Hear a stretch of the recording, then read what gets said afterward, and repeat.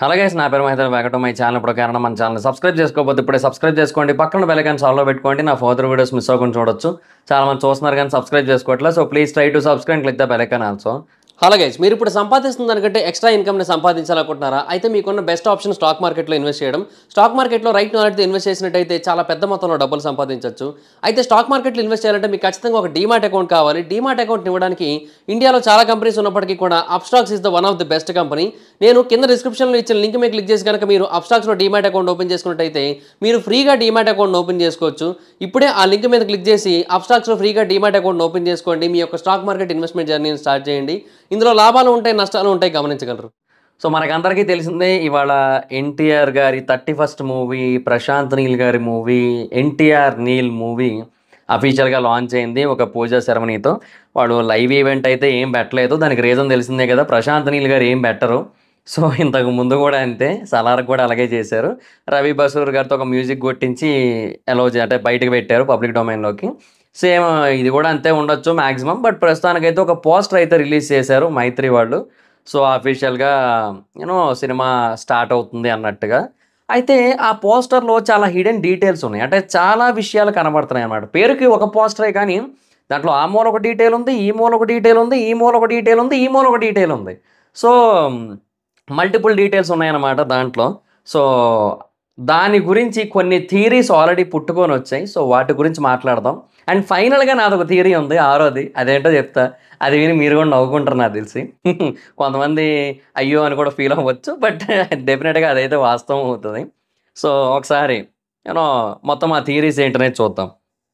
First theory ఏంటి అంటే connection to KGF because of golden triangle. బేసిక్గా కేజీఎఫ్ అనేది కూడా కంప్లీట్గా బంగారం చుట్టూ తిరిగే సినిమా. సో ఆబ్వియస్లీ లాస్ట్కి ఏమైంది, లాస్ట్కి వచ్చేసరికి మొత్తం బంగారం అంతా కూడా పోయి సముద్రంలో పడిపోయింది. సో ఈ బంగారం అంతా కూడా సముద్రం అడుగు భాగాన ఒక కుప్పలా చేరితే, మొత్తం బంగారం అంతా ఒక కుప్పలా చేరితే, ఒకదాని మీద ఒకటి అలా పడుతూ పడుతూ పడుతూ వచ్చినట్టయితే మొత్తం అంతా ఒక ట్రయాంగిల్ అయినట్టయితే ఎలా ఉంటుంది? ఆ గోల్డెన్ ట్రయాంగిలే ఇదా. ఇప్పుడు బేసిక్గా ఈ సినిమా 1969లో అవుతోంది. సో మనకు అక్కడ నెంబర్ క్లియర్గా ఇచ్చారు. సో 1969లో ఈ సినిమా జరుగుతున్నప్పుడు అండ్ ఇదంతా కూడా రాకీ ఎంపైర్ కంటే ముందే కదా. సో అక్కడ మళ్ళీ క్లమ్సీ వస్తుంది, అంటే కన్ఫ్యూజన్ వస్తుంది. అయితే మరి ఇంకా దాన్ని దీనికి ఎలా కనెక్ట్ చేస్తారు? అంటే అంతకంటే ముందున్న పర్సన్లా కనెక్ట్ చేస్తారా? అంటే ఇప్పుడు మేబీ ఒకళ్ళు అంటే Neel verse or Prashanth Neel cinematic universe ఉన్నట్టయితే సో ఈయన్ని అంతకు ముందే ఉన్న పర్సన్ లాగా చూపించి ఆ తర్వాత ఆ ప్రాంతాన్ని వదిలేసి వెళ్ళిపోయిన తర్వాత ఆ ప్రాంతాన్ని గరుడ వీళ్ళందరూ కూడా హ్యాండ్ ఓవర్ చేసుకుంటే, ఆ తర్వాత మళ్ళీ రాకీ బాయ్ వచ్చి హ్యాండ్ ఓవర్ చేసుకుంటే, తర్వాత ఆ ప్రాంతం అంతా కూడా పోయింది. కానీ దాని నుంచి వచ్చిన బంగారం ఏదైతే ఉందో దానికోసం మళ్ళీ ఆయన తిరిగి వస్తారు కేజీఎఫ్ 3లో. సో దానికోసం ఇప్పుడు ఈ స్టోరీని కనెక్ట్ చేస్తున్నారు.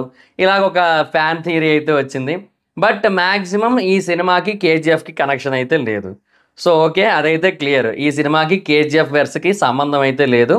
కేజీఎఫ్ సినిమా డైరెక్ట్గా పార్ట్ 3 వస్తుంది ఎప్పటికో. ఉంటే గింటే దాంట్లో అజిత్ గారు ఉండే అవకాశం అయితే ఉంది. అది కూడా డిపెండ్స్, అది ఇప్పుడు అప్పుడే అవ్వదు అది. ఎందుకంటే అజిత్ గారితో ఫస్ట్ ఒక సినిమా తీసి ఆ తర్వాత కనెక్ట్ చేయడమో, లేదంటే ముందు కేజీఎఫ్ 3 తీసి ఆ తర్వాత అజిత్ గారితో సినిమా తీయడమో ఏదో ఒకటి చేయాలి మొత్తానికి. ఎందుకంటే ఆ గడ్డాలు ఆ లుక్కులు అవన్నీ కూడా మ్యాచ్ అవుతాయి ఎంతో కొంత. అక్కడ ఉండే మొత్తం పీపుల్ అందరికీ కూడా సెట్ అవుతాయి ఎంతో కొంత. బట్ డెఫినెట్గా నన్ను అడిగితే అది కూడా అయ్యే అవకాశాలు అయితే లేవు ప్రస్తుతానికి. సో నీల్ వెర్స్ ఎన్టీఆర్, అదే ప్రశాంత్ నీల్ సినిమాటిక్ యూనివర్స్ అనేది మాత్రం పక్కన పెట్టేసేయండి. అండ్ ఎన్టీఆర్ గారి సినిమా డ్రాగన్, దీని పేరు ఆల్మోస్ట్ డ్రాగనే ఫిక్స్. డ్రాగన్ అనే పేరుతో తమిళ్లో ఒక సినిమా వస్తుంది. బట్ దీనికి ఏదో కొంచెం పేరు మారుస్తారు, డ్రాగన్ సంథింగ్ ఏదో ఒకటి చేస్తారు మొత్తానికి. సో ఇంకా అదనమాట పరిస్థితి. లేదంటే డ్రాగన్ అనే దాంట్లో లాస్ట్లో ఏదన్నా పెట్టడం, అట్లా కూడా ఏదైనా చేసినా కూడా కంప్లీట్గా మారిపోద్ది కదా, టైటిల్ న్యూ టైటిల్ అవుతుంది అప్పుడు. సో అలా ఏదో ఒకటి చేస్తారు మొత్తానికి. సో డ్రాగన్ అనేదే మ్యాక్సిమం ఫిక్స్ ఇది.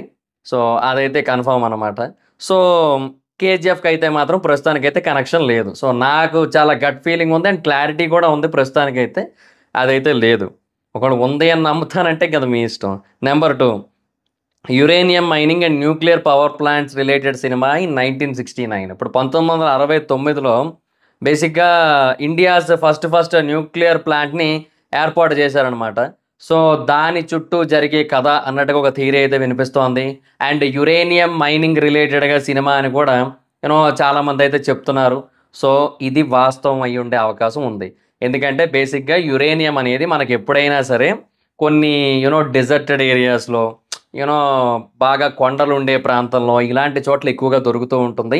యురేనియం అనేది చాలా పవర్ఫుల్. బేసిక్గా న్యూక్లియర్ పవర్ ప్లాంట్స్లో యురేనియమే వాడతారు. యురేనియం 235 238 యురేనియం 238ని వాడతారు న్యూక్లియర్ పవర్ ప్లాంట్స్లో.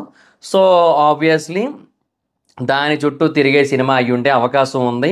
సో 1969లోనే ఫస్ట్గా ఒక న్యూక్లియర్ పవర్ ప్లాంట్ ఇండియాలో స్థాపించారు కాబట్టి దానిని బట్టి కూడా ఈ సినిమా దానికి కనెక్ట్ అయ్యి ఉండే అవకాశాలు అయితే ఉంటాయన్నమాట.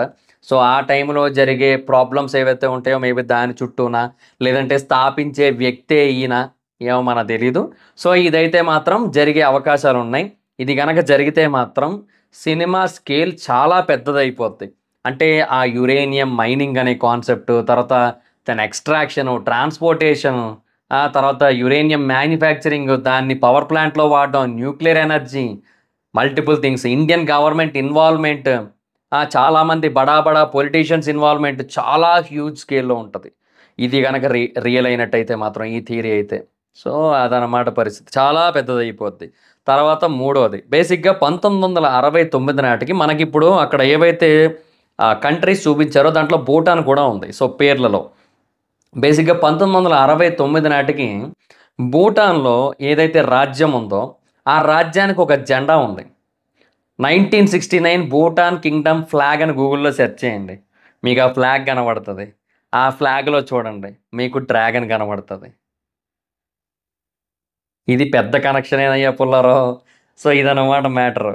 సో ఆ డ్రాగన్ రెండు అంటే 2 చేతులు 2 కాళ్ళు ఉంటాయి కదా, 4గిట్లో కూడా ఏవో సంథింగ్ వజ్రాలు లాంటివి ఏవో ఉన్నట్టుగా కనబడుతూ ఉంటుంది ఆ ఫ్లాగ్లో. అండ్ ఒక సైడ్ ఒక ట్రయాంగిల్ ఉంటుంది, ఒక సైడ్ ఒక ట్రయాంగిల్ ఉంటుంది, ఒక సైడ్ ఎల్లో కలర్ ట్రయాంగిల్ ఉంటుంది, అది గోల్డెన్ ట్రయాంగిల్కి రిఫరెన్స్ అయ్యి ఉండొచ్చు. ఇంకొక సైడ్ ఆరెంజ్ ట్రయాంగిల్ ఉంటుంది, రెడ్ కాదు సారీ, ఆరెంజ్ ట్రయాంగిల్ ఉంటుంది. సో ఆరెంజ్ ట్రయాంగిల్ దేనికి రిఫరెన్స్ మరి ఏమో మరి తెలియదు, మరి చెప్పలేం, ఏదైనా జరగచ్చు. సో ఇది కూడా కొంచెం కనెక్ట్ అయ్యేలాగే ఉంది. అంటే అప్పటి భూటాన్ కింగ్డమ్ యొక్క ఇన్వాల్వ్మెంట్ కూడా ఉండుండొచ్చు ఈ న్యూక్లియర్ అనే దాంట్లో. ఆర్ కంప్లీట్గా గోల్డ్ చుట్టూ తిరిగే సినిమా కూడా అయి ఉండొచ్చు. ఒకటి, ఇప్పుడు గోల్డెన్ ట్రయాంగిల్ అంటే అది బంగారపు ట్రయాంగిలే అవ్వాల్సిన అవసరం కూడా లేదు, అది వేరే ఏదైనా ట్రయాంగిల్ అయి ఉండొచ్చు, బట్ అది చాలా విలువైనది అయి ఉండొచ్చు. Uranium is much more valuable than gold, చాలా విలువైంది యురేనియం బంగారం కంటే. సో ఆబ్వియస్లీ అది అయ్యి ఉండొచ్చుగా, చెప్పలేం. అంటే ఇదే జరుగుతుంది అని అయితే నేను చెప్పట్లేదు, but there is a possibility for it. Okay, ఇదొకటి. తర్వాత మళ్ళీ ఇంకా భూటాన్ కింగ్డమ్తో లింకులు ఉండొచ్చు. అండ్ ఈ హిమాలయన్ రీజన్ ఏదైతే ఉందో అది బేసిక్గా హిమాలయాస్, పాకిస్తాన్, ఈస్ట్ పాకిస్తాన్, భూటాన్, చైనా, ఆ తర్వాత ఇటు తర్వాత సముద్రము, ఇవన్నీ కూడా మనకు అక్కడ చూపించారు కదా. సో అది హిమాలయన్ రీజనే కదా. సో ఆ భూటాన్ ఉన్న ప్రాంతం ఏదైతే ఉందో, చైనా దగ్గరలో ఉన్న ప్రాంతం ఇదంతా కూడా. సో ఆ ప్రకారంగా చూసినట్టయితే మేబీ అక్కడ ఏమైనా మైన్స్ ఉండొచ్చు, యురేనియం మైన్స్, వాటి రిలేటెడ్గా తిరిగే సినిమా అయి ఉండొచ్చు. ఏమో కేజీఎఫ్ బంగారం మైన్స్, ఇది యురేనియం మైన్స్ అయి ఉండొచ్చు. బట్ అప్పుడు కొంచెం సిమిలర్ అయినట్టు ఉంటుంది కానీ, బట్ స్టిల్ దాని చుట్టూ తిరిగే కథ చాలా కొత్తగా ఉంటుంది, చాలా లార్జర్ దాన్ లైఫ్ ఉంటుంది. సో డెఫినెట్గా అది ఇంకా అరాచకం ఉంటుంది అప్పుడు, ఇంకా చెప్పాల్సిన పని లేదు. తర్వాత నెంబర్ 4, ఇది గ్లోబ్ ట్రోటింగ్ మూవీ. అంటే గ్లోబ్ ట్రోటింగ్ అంటే బేసిక్గా ఇప్పుడు ఒక 5-6 దేశాలు తిరిగినా కూడా ఒక 2 కంటే ఎక్కువ దేశాలు తిరిగి ఈ సినిమాని నడిపించేటట్టయితే ఆబ్వియస్లీ గ్లోబ్ ట్రోటింగ్ అవుతుంది. సేమ్ ఇప్పుడు రాజమౌళి గారు మహేష్ బాబు గారితో గ్లోబ్ ట్రోటింగ్ మూవీ తీస్తున్నారు, మనకు తెలిసింది కదా. సో ఇది కూడా గ్లోబ్ ట్రోటింగ్ అయ్యే ఛాన్స్ ఉంది. అంటే ఇప్పుడు ఆల్రెడీ మనకు ఆ ఇమేజ్లో India, China, Bhutan, east Pakistan, తర్వాత మన సముద్రాలు ఇవన్నీ కూడా చూపించారు. 1969లోనే చూపించారు. సో అప్పటికి ఆబ్వియస్లీ ఇండియా పాకిస్తాన్ అయితే విడిపోయాయి, కానీ ఇండియా బంగ్లాదేశ్ విడిపోయాయి, అదొకటి ఉంది. సో అందుకే మీరు గమనించినట్టయితే మ్యాప్లో మనకి ఎక్కడ బంగ్లాదేశ్ని సెపరేట్గా చూపించలే. సో వాటిని ఏమైనా కూడా కలుపుతూ వచ్చి యూనో ఆ గ్లోబ్ ట్రోటింగ్ అనే కాన్సెప్ట్ మేబీ తీసుకొని వచ్చి వేరే కంట్రీస్తో కూడా టైఅప్ అయ్యేటట్టు చేసి ఏమైనా చేస్తారేమో అనిపిస్తుంది. ఇది బేసిక్గా చాలామంది చెబుతున్న థియరీ ఇది. ఏమో జరిగే అవకాశం అయితే ఉంది. ఇది 100% అవుతుందని చెప్పలేం, కానీ అవ్వదని కూడా చెప్పలేం మనం. సో అదొక పాసిబిలిటీ అయితే ఉంది. తర్వాత పాయింట్ నెంబర్ 5 ఫిఫ్త్ థియరీ ఏంటంటే ఇది 2 పార్ట్ల సినిమా. ఎందుకంటే దీని స్టోరీ చాలా హ్యూజ్. That is right. ఇది 100% రైట్. దీని గురించి ఎవరు డౌట్లు పెట్టుకోవాల్సిన పని లేదు, థియరీస్ పెట్టుకోవాల్సిన పని లేదు. ఇది 100% రైట్. డెఫినెట్గా డ్రాగన్ సినిమా 2 పార్ట్లుగా వస్తుంది. నెక్స్ట్ లెవెల్ క్లిఫ్ హ్యాంగర్ ఉండబోతోందని కూడా ఆల్రెడీ ఇండస్ట్రీలో రూమరు. క్లిఫ్ హ్యాంగర్ అంటే ఆ ఫస్ట్ పార్ట్ ఎండింగ్ దగ్గర. సో సలార్ క్లిఫ్ హ్యాంగరే అరాచకం ఉంటుంది అసలు యాక్చువల్గా. సో ఇది దానికంటే పెద్ద లెవెల్లో ప్లాన్ చేస్తున్నారు అనే కైండ్ ఆఫ్ టాక్ ఉంది. అంటే ఆయన డ్రీమ్ ప్రాజెక్ట్లో ఇది ఒకటంట. అంటే ఇదే డ్రీమ్ ప్రాజెక్ట్ యాక్చువల్గా ప్రస్తుతానికి. ఇంకా ఫర్దర్గా ఆయన ఏమి చేసినా ఇంకా డ్రీమ్ ప్రాజెక్ట్లో అవుతాయండి, అది వేరే విషయం. కానీ ఇది డ్రీమ్ ప్రాజెక్ట్ అంట. సో డెఫినెట్గా చాలా ఏళ్ళు కష్టపడి రాస్తున్న సినిమా. సో చాలా గట్టిగా ప్లాన్ చేస్తున్నారు అండ్ 2 సినిమాలుగా వస్తుంది. అదైతే మాత్రం 100% damn sure. You don't need to worry about it. So 2 పార్ట్లు వస్తాయి. మొదటి పార్ట్ అది చెప్పారు కదా జనవరి 9, 2026 వస్తుందని. సో రెండో పార్ట్ 2028లోనో 27 ఎండింగ్లోనో వచ్చే ఛాన్స్ అయితే ఉంటాయి. సో ఇవి బేసిక్గా 5 థియరీస్. అండ్ వీటిల్లో 2 అయితే క్లియర్. ఒకటి కేజీఎఫ్ కనెక్షన్ లేదు అనేది క్లియరు. రెండోది 2 పార్ట్లుగా వస్తుంది ఈ హ్యూజ్ స్టోరీ అనేది clear. Uranium mining and nuclear power plant అనేది నాకు ఎందుకు యాక్సెప్టింగ్గా ఉంది, నమ్మశక్యంగానే ఉంది.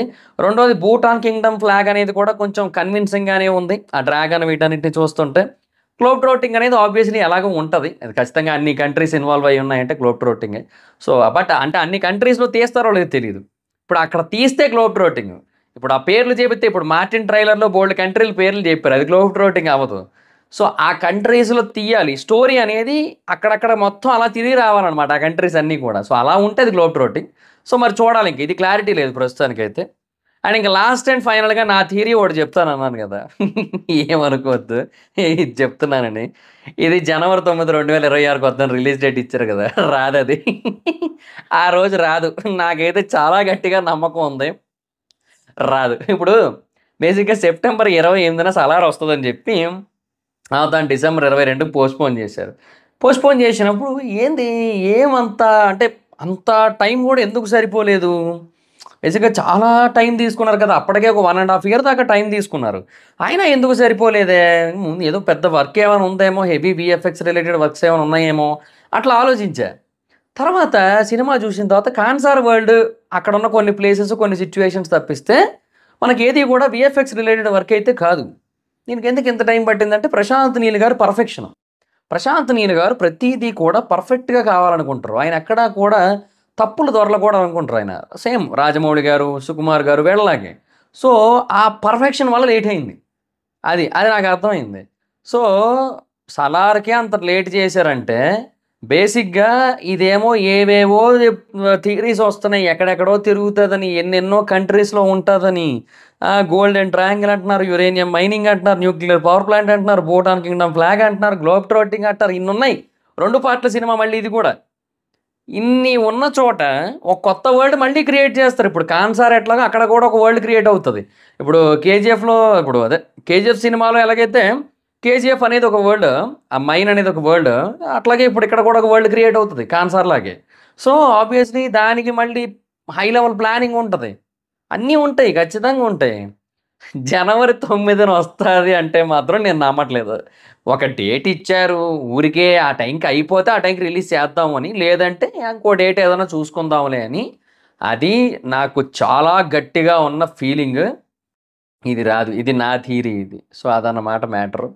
సో ఎందుకంటే ఇది ఇంకా పర్ఫెక్ట్గా తీస్తారని నేను చాలా గట్టిగా నమ్ముతున్నాను నేను. So let's see. So that's guys, this is the video. ఈ థియరీస్ని బట్టి మీ ఒపీనియన్ ఏంటో కింద కామెంట్ సెక్షన్లో తెలియజేయండి. So that's guys, thanks for watching the video. Video కనుక మీకు నచ్చినట్టయితే లైక్ చేయండి, ఈ వీడియోని షేర్ చేయండి మీ ఫ్రెండ్స్ అండ్ ఫ్యామిలీ మెంబర్స్కి. ఇప్పటివరకు ఎవరైనా మన ఛానల్ని సబ్స్క్రైబ్ చేసుకోకపోతే ఇప్పుడే సబ్స్క్రైబ్ చేసుకొని పక్కనే ఉన్న బెల్ ఐకాన్ క్లిక్ చేసి ఆల్లో పెట్టుకోండి. నా ఫర్దర్ వీడియోస్ మిస్ అవ్వకుండా చూడొచ్చు. చాలా మంది చూస్తున్నారు కానీ సబ్స్క్రైబ్ చేసుకోవట్లేదు. So please try to subscribe, click the bell icon also. నా ఇన్స్టాగ్రామ్ ఐడి జబర్దస్త్ మైదర్, అక్కడ కూడా వచ్చినట్టు ఫాలో అవ్వచ్చు. Thank you so much guys. బాబా, నా నెక్స్ట్ వీడియో. బాయ్.